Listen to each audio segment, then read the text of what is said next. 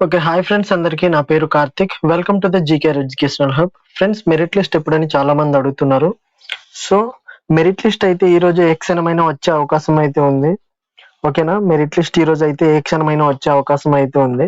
ఒకవేళ ఈరోజు రాకపోతే 18వ తేదీ లోపు అయితే ఖచ్చితంగా విడుదలయ్యే ఛాన్స్ అయితే ఉంది. ఓకేనా? ఈరోజు రాని పక్షాన 18వ తేదీ లోపు అయితే ఖచ్చితంగా విడుదలయ్యే ఛాన్స్ అయితే ఉంది. వీలైనంత త్వరగా సర్టిఫికేట్ వెరిఫికేషన్ కు పిలవాలని విద్యాశాఖ మంత్రి తీవ్ర కసరత్తులు అయితే చేస్తున్నట్టు సమాచారం వచ్చింది. సో ఫ్రెండ్స్, మెరిట్ లిస్ట్ అయితే 18 లోపు అయితే విడుదలవుతుంది. ఈ రోజు అయితే మాక్సిమం వచ్చే ఛాన్స్ అయితే ఉంది. ఎక్సనమైన ఈ రోజు అయితే మెరిట్ లిస్ట్ అయితే వచ్చేస్తుంది. మెగా డిఎస్సి వెబ్సైట్ లో జిల్లాల వారీగా మెరిట్ లిస్ట్ అందుబాటులోకి రానుంది.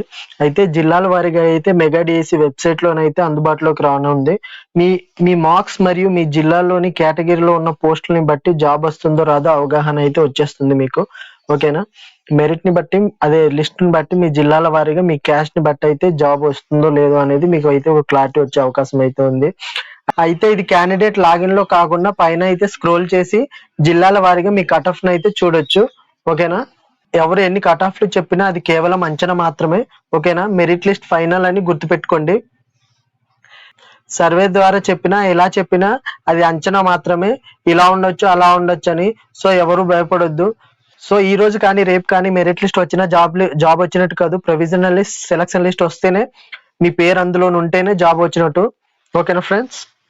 మెరిట్ లిస్ట్ మీరు ఎంతమంది మెరిట్ లిస్ట్ లో 1000 మంది డిఎస్సి రాస్తే ఆ 1000 మంది పేర్లు కూడా మెరిట్ లిస్ట్ లో ఉంటుంది. 1000 హెచ్జిటిలో 7000 మంది రాస్తే ఆ 7000 మంది పేర్లు కూడా అక్కడ ఉంటుంది. సో మీరెవ్వరు మెరిట్ లిస్ట్ లో వస్తే, చాలా మంది అనుకుంటున్నారు మెరిట్ లిస్ట్ లో మా పేరు ఉంటే జాబ్ వచ్చేసినట్టు కాదు. మెరిట్ లిస్ట్ లో అయితే అందరి పేర్లు ఉంటుంది. మీకు ఎన్ని మార్కులు వచ్చినా మీ పేరు అయితే మెరిట్ లిస్ట్ లో ఉంటుంది. ఓకేనా ఫ్రెండ్స్?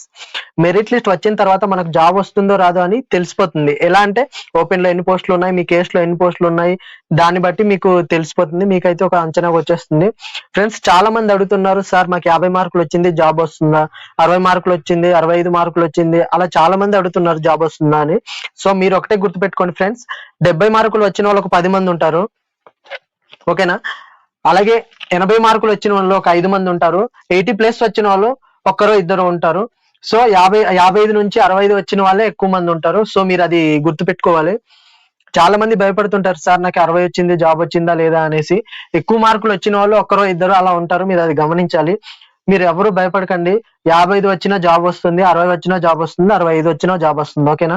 మీ క్యాస్ట్ ని బట్టి. ఓకేనా? మీ క్యాస్ట్ ని బట్టి, మీ రిజర్వేషన్ ని బట్టి అయితే మీకు జాబ్ వచ్చే అవకాశం అయితే ఉంటుంది. ఓకే ఫ్రెండ్స్, ఇలాంటి ఇన్ఫర్మేటివ్ వీడియోస్ కోసం మన ఛానల్ కి సబ్స్క్రైబ్ చేసుకోండి, షేర్ చేయండి, లైక్ చేయండి.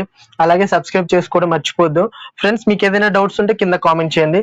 వీడియో నచ్చిందని అనుకుంటున్నాను. Thank you for watching.